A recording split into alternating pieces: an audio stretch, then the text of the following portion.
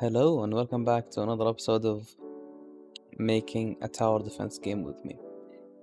This episode, we're going to be working on creating a wave system, specifically one that allows you to spawn multiple different enemies, and you can set how many enemies you want of each one, and a multiple wave system where you can customize each different wave. This is a very simple implementation. I hope you enjoy it. And yeah, let's dive in. Okay, so let's actually begin. The main thing we need to do is refactor some things we've changed the previous episodes. The first thing is in the stats. We need to change the update that checks for health as 0, and we need to move it to within each one of the characters. So we need to go to the enemy controller and add a check during the update that checks if the health reaches under 0, and then instead of destroying the object, we need to set it to inactive. This will become vital later because we need to focus on disabling them so we can later pull them into different objects so we can avoid clutter.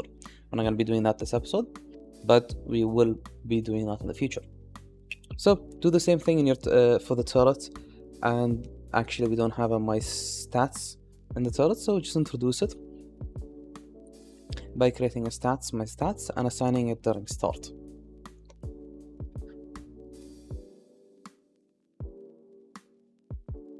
Just like so. Okay, next we're going to be creating a brain object. This brain object will just be handling most of the logic that isn't within a certain object. So for example, a simple spawner script which will be handling our wave spawner. So just go ahead and create a simple spawner script and let's get scripting.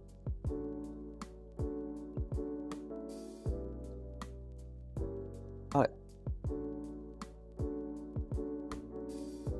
So the first thing we need to create is some stats for each wave. Currently we're going to start by creating a system that only launches one wave rather than multiple in a row, just to test it out. Again, while I'm programming this is my first time ever writing the code, so you'll see me refactor a lot and change a lot of the code, so you're literally coding with me. So first, create a game object for the enemy that we're going to be instantiating later and creating multiple of. Then create total to spawn, so how many of that enemy do we want to spawn. After that, we're going to be creating an interval so that we have a set amount of time between each of the spawns, so we don't spawn them all at once. And then a radius to define how big of an area are we spawning the enemies.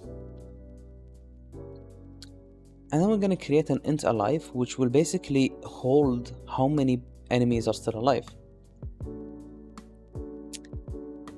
And then we're going to be creating a boolean which is running, which will basically prevent it from starting so many waves back to back.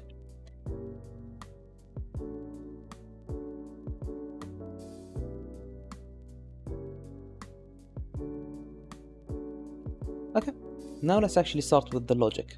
First, when it's disabled, we want to set running to false and stop all coroutines. Coroutine. Coroutine. Huh, I got it right, let's go. Coroutine. Wow. Coroutine. And then we will be creating a start spawning function, which its only purpose is to actually call the main method that will start spawning the waves. So to do that, we need to first make sure that the enemy prefab isn't null and it's not already running.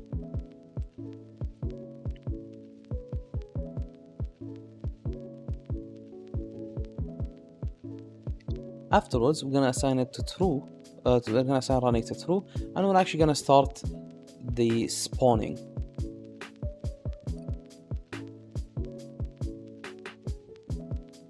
Okay, so let's write the spawning function. So the main function will be an enumerator, which basically is a function that will keep running until you have yielded it to stop. So you can have it basically check for a condition, and if the condition isn't true, then just keep running the same thing until it turns true. It's kind of like a more sophisticated while loop that will work perfectly for our case.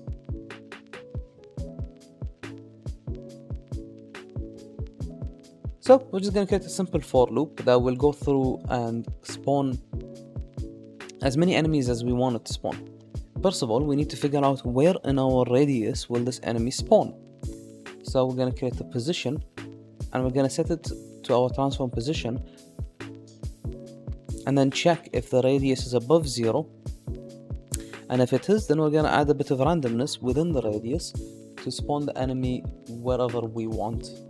Well, I guess randomly within that radius, which is super simple. It's just like this.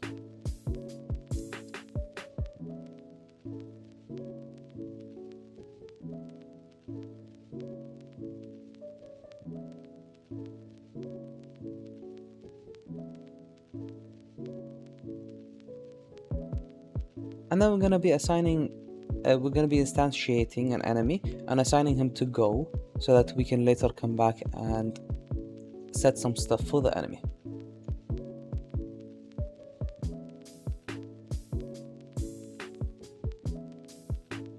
And then we're going to get the component of the enemy's script, whichever enemy script you have. For us, our enemy script is called enemy controller, so we're going to assign it to that. And then in the enemy controller, we're going to be assigning an event,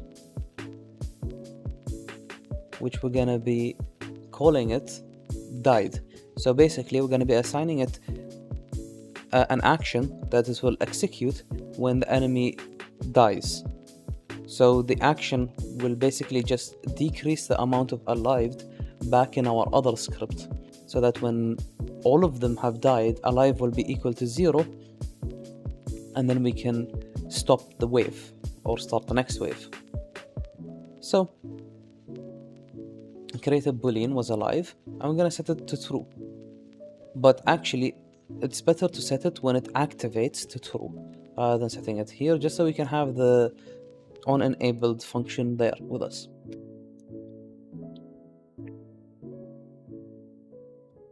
And then when it is disabled, which basically we've set earlier, when it dies, we're going to check if it was alive. We're going to then disable the was alive, so this doesn't run multiple times. And then we're going to invoke the action of died, or the event of died, which we're going to set right now in the other script. This is my first time actually using events this way, so this was a learning experience for me too. So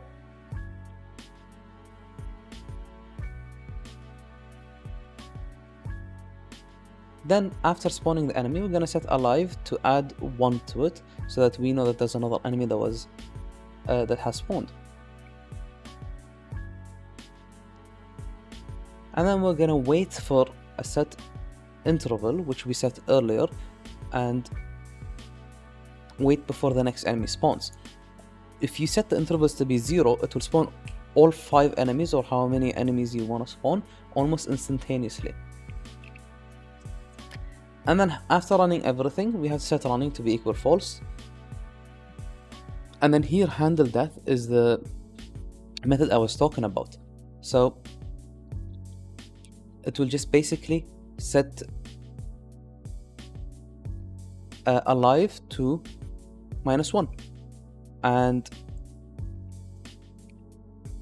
all that does is basically when an enemy dies, it will call our main script and set alive to be -1 from what it was before. So basically every time an enemy dies, it will tell our script that he died and remove him from the alive, so that when we do reach 0, we know the wave has done. And that's all really. That's mainly how it works, and it's super simple, but we're going to be building on it way more. I'm going to show you how in a bit. But for now, let's draw the gizmo to show us the area where the enemy would spawn.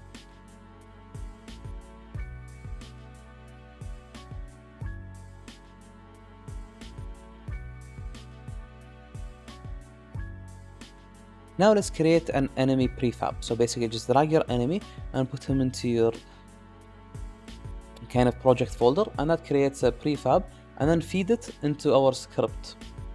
I'm gonna set the spawn radius to be 20 for now, and there's actually an error in my code that doesn't show the gizmo, and that's just because I accidentally flipped it here. So just make sure it's greater than 0 and not less than 0. There we go. Now we can see the gizmo.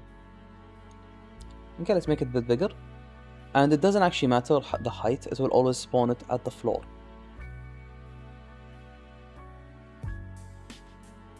Okay, now we actually have to call the function that starts spawning to actually start doing something rather than just do nothing. And as you can see, it spawns them in random positions, which is perfect. But currently they don't have a target, so the script doesn't actually tell them where to run to.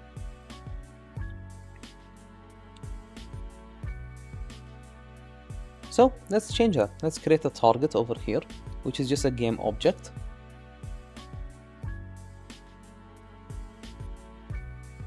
And then feed the target down here.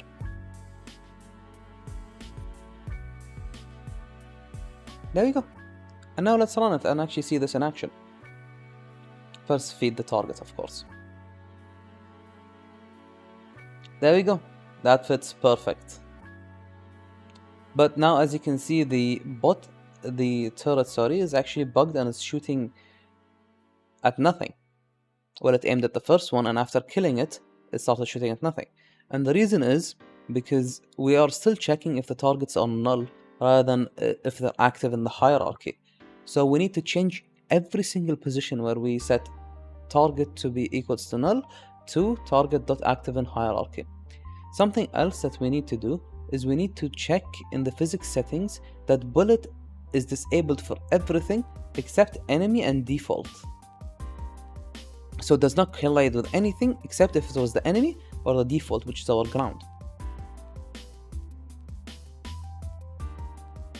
So you have to find every single place that says current target does not equal to null and change it to is active in hierarchy.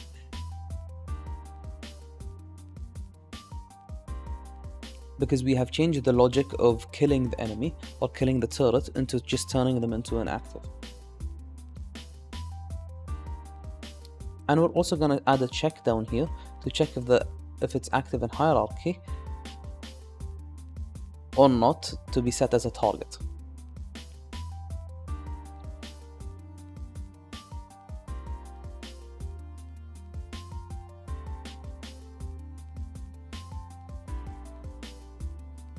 And in the closest enemy, we're gonna actually set if the current target isn't null, then return, just because it will cause an issue if we don't, and then it will try to search for something that isn't there.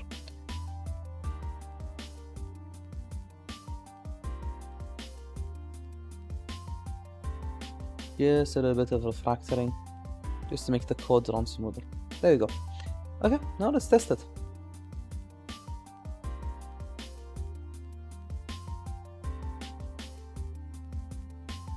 There we go, that works much better. Okay, let's increase the amount of enemies to spawn. I'm pretty sure it won't be able to kill 40. And as you can see on the right side, by the way, the amount of enemies alive, where it says alive, is increasing every time it spawns one and decreasing every time it kills one. So it's perfect. So now let's create a function to just tell the enemies when they win to just stop attacking that turret, and actually let's give it also a trigger to do a celebration animation. So we're going to set the agent's destination to its own position, so basically tell it to stop in its place, and we're going to do a set trigger and we're going to call it celebrate. I downloaded the animation from Mixamo and I'm just going to add it here into the enemy's animator, and I'm gonna add a transition to it with the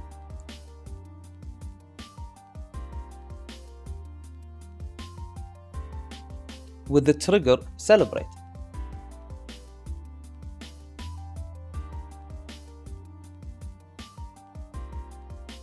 And that way, when the trigger celebrate is triggered, then they just start celebrating after winning. And that actually just removes the nullify, and we no longer need it, and we just can go back to the turrets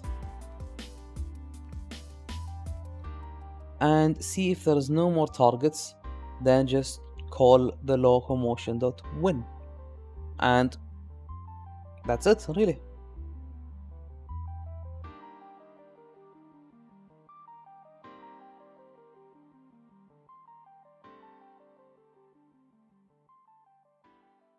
Now, as you can see, they're all cheering, but then they stop, and they're also still moving, which is not what we want. So one thing that we need to do is we need to let it know that when the target isn't active in the hierarchy, then to set the locomotion to be the target, basically. So only when the target's active in hierarchy, then set it to be active. And also, we are not going to forget to loop the animation. Now let's try it. Actually, before we try it, I realized last time that the collider for the turret that I've made the last episode is a bit too big. So I'm going to make it just small enough that the barrel of the gun is always outside the collider. That just minimizes any collider issues with the bullet and just makes it smoother. This way the barrel is always outside, but the body is the thing that takes the damage. So let's test it.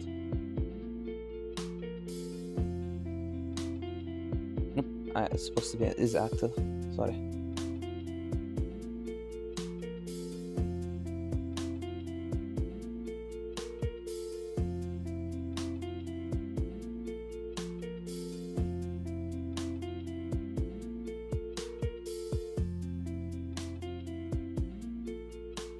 And then they cheer. That's perfect, but they're still running towards it. Okay, let's fix that.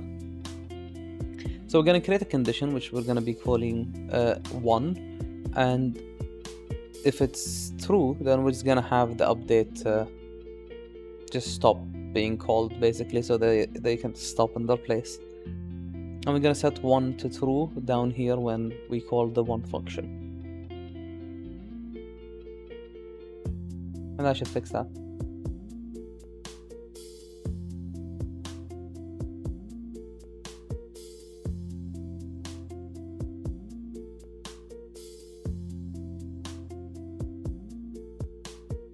There we go, that's perfect. Now they celebrate, that's fun. Okay, now let's actually start creating the waves logic. So I'm going to create a waves object, which is just going to be an empty object, and I'm going to create 3 children of it. I'm going to be calling it wave 1, wave 2, and wave 3.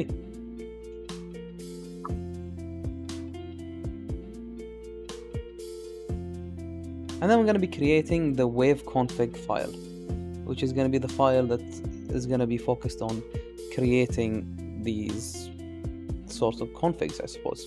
So let's copy the wave information and paste it into the wave config.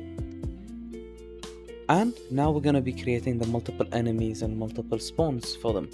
So let's turn it into a list of game objects, and don't forget to be using the head or the import of system collections generic, and do the same with the total spawn. And then in the simple spawner, we're just going to be creating a list of waves and it will basically be holding our wave configs, and we're going to be iterating through them, going through them one by one until the waves are done. And again, don't forget to be using systems collections generic at the top. Okay, so now let's actually start working. First of all, we're going to be creating a new function which we're going to be calling start waves. This actually needs to be a void. I'm going to fix that later. And it will basically be checking if waves is null, and then it will just return it because we don't want it to run if the waves are null. And then we're going to be stopping all coroutines. And then we'll be checking if we're going to be setting the enemies to be 0, the allies to be 0, and the wave index to be -1. So this is basically just us setting up all of the parameters before actually starting to run, and all of these we're going to be using later.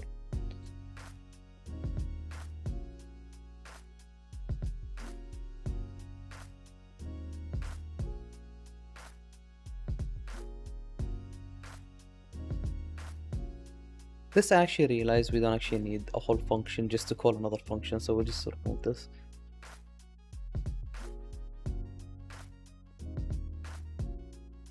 And here I noticed that we actually would rather have a void to make it just simpler.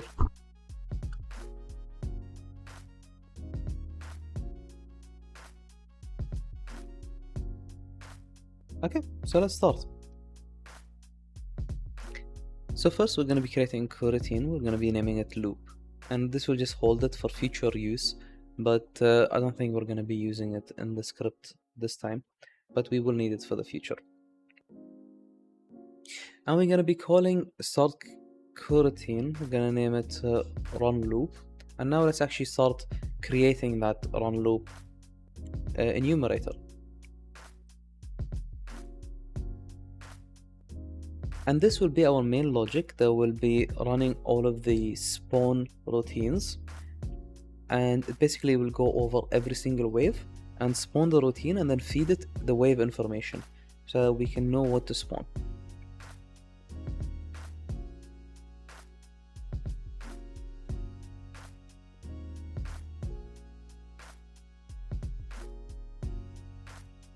So let's set the wave index to be equal to the for loops and assigned variable, which we have it as W for wave, and let's fetch the wave config for it.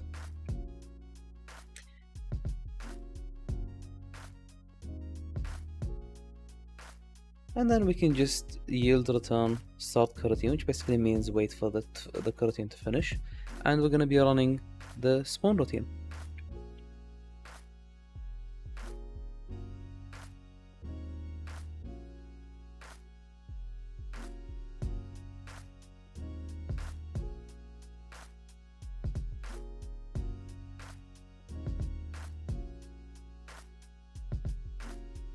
And then we can check if there's any enemies alive, and if there is, then we just wait before running the next wave. And then when we're done with running all of the waves, we set running to false, and the loop to null because we're no longer starting a coroutine. So let's make it feed the wave into the function and make sure that we give it the wave up here. Okay, and now we're done with that method. Now let's actually start working with the new spawn routine. So let's just change every variable to be matching the new system that we have made, which basically feeds all of the wave dots.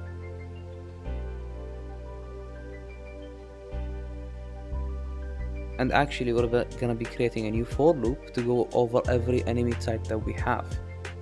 So this is the difference between this spawner and the one before that we created, which was way too simple. This is still simple, but works in a much more modular way. So let's create a for loop that goes over every single enemy type that we have. And for that enemy type, we're going to be going through a for loop to keep spawning it.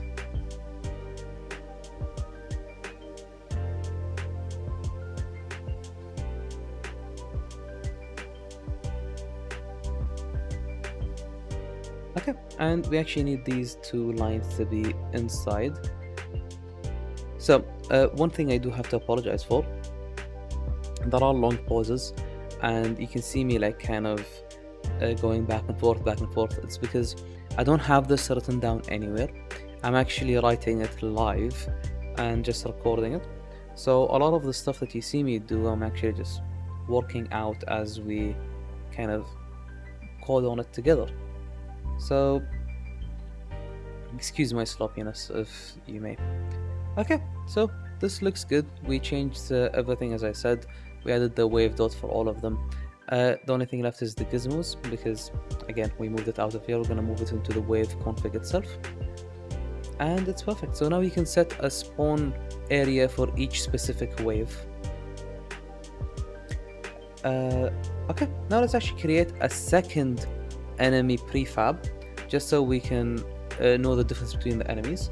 And the only thing I'm gonna do is I'm gonna increase his health and his damage, and basically just give him a different color. That's it. So we can tell the difference between this enemy and the other one.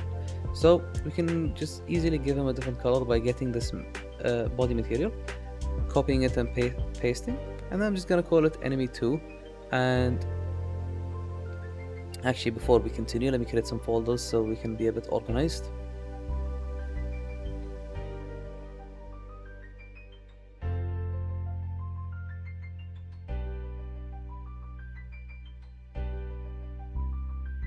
Okay, now I'm just gonna pick a random yellow color and give it to him. There we go. Now we can see that he looks a bit different, so we can know the difference between the two enemies. And I'm gonna call him hardened enemy, which really doesn't mean anything. He just hits harder and he has a bit more health. Okay, now let's create the prefab.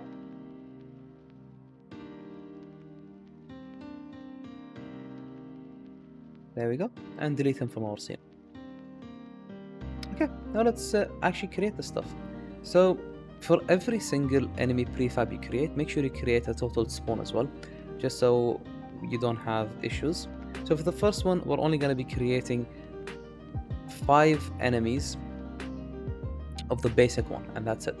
I'm going to be setting the radius to 10, sending it all the way back there. The second one, we're going to be creating both enemies this time. 10 of the basic, only 2 of the hardened. And for the last one, I'm actually going to give it a smaller radius. And for the last one, we're going to be creating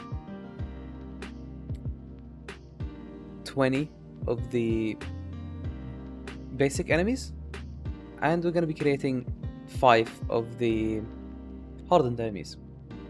So we're going to be creating 15 of the basic enemies and 5 of the hardened enemies. It's 20 in total. Okay, and don't forget to set the turret as the target for each one of them. There you go. Okay, let's see how it works. And it doesn't. Wow.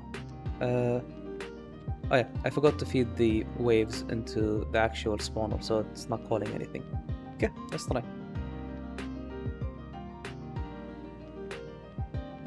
Only one spawn. Oh, yeah, just make sure you change it up here to X and not the count.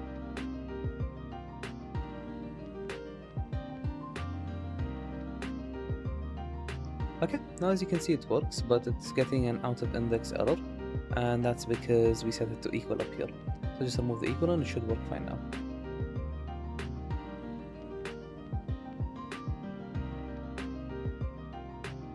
There you go, that's perfect. See, it finished the first wave and now started the second one, and it spawned 2 of the hardened enemies and 10 of the other one. But one thing I noticed here that I don't like is that it spawns them in order, so it spawns exactly 10 of the basic enemy and then 2 of the hardened one, which is something I don't want. I want it to be completely random. So if this is the use case that you're going for, then this is perfect, but for me I really want it to be random. So let's create the simple way to make it random. So first create the total enemies in wave, which basically will be holding all of the enemies in that wave, which will be super easy to implement. Just make sure that you extract the for loop that's already in there, and we're going to be running over that after we have initialized all of the enemies. So let's start initializing how many enemies there are, and we're going to be feeding that into the for loop to go over that. And then we're going to be creating a list of how many enemies are in each single category. So how many of that enemy and how many of the hardened enemy. And then we're just going to be feeding it here to fetch the enemies, and then set it to the amount that of enemies there are for each one. And we're going to make sure it's index appropriate. So the first index will always be the basic enemy, and the second index will be the hardened enemy, or whatever you set it in the inspector.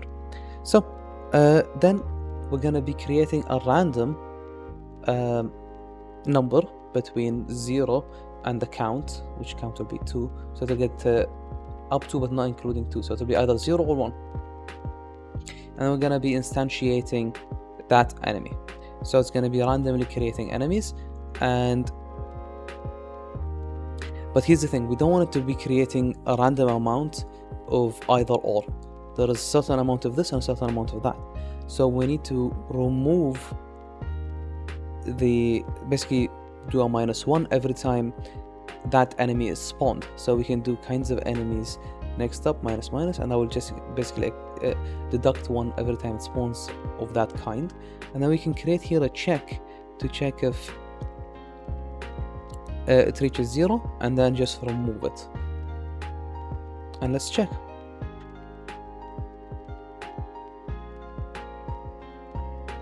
Okay, the first one doesn't have any hardened enemies, but as you can see now, it spawns them on random. But if you noticed, it actually spawned 4 hardened enemies.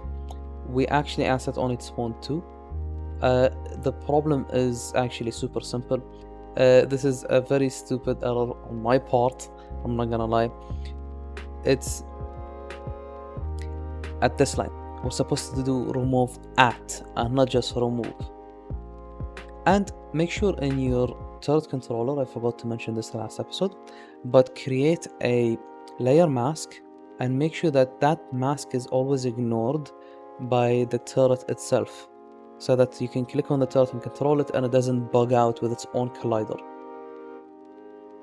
because your camera shoots to the nearest collider, and that will be the turret, which might cause errors. So just make sure you do that, and make sure you make the turret the layer player, which we did last episode, but just do it here again if you haven't. And finally, make sure that the ignore layer in the turret controller is set to player as well, so that it would ignore the player layer, and that way it doesn't cause collider issues. And that's it, we're done. So now you can see when we play and click on the turret, we can control it, and we have created a wave system, and the enemies will keep running at us at waves. It's slowed down just to be dramatic, but yeah, we have completed it, and it looks amazing. I'm not gonna lie, I'm very happy with the progress of this, and I'm super happy that you guys are here joining me in this journey. I'm gonna try to keep posting episodes. I promised an episode every week, but I am a little excited, so I'm posting 4 this week, and I hope I can keep up this momentum because I'm really having fun with this. Side note as well, some things I've noticed is I sometimes like to say or a lot, and that's something I'm refraining from doing, just purely for the content and how I can present it. Secondly, I have gotten a better mic, so no more static audio, no more horrible audio. I hope this is so much better, and I'm really happy with it. Thank you so much for joining me on the journey. Again, if there's any question, please drop a comment or join the Discord. I'm easily reachable there. I would love the engagement. And yeah, I'll catch you guys in the next one. See ya.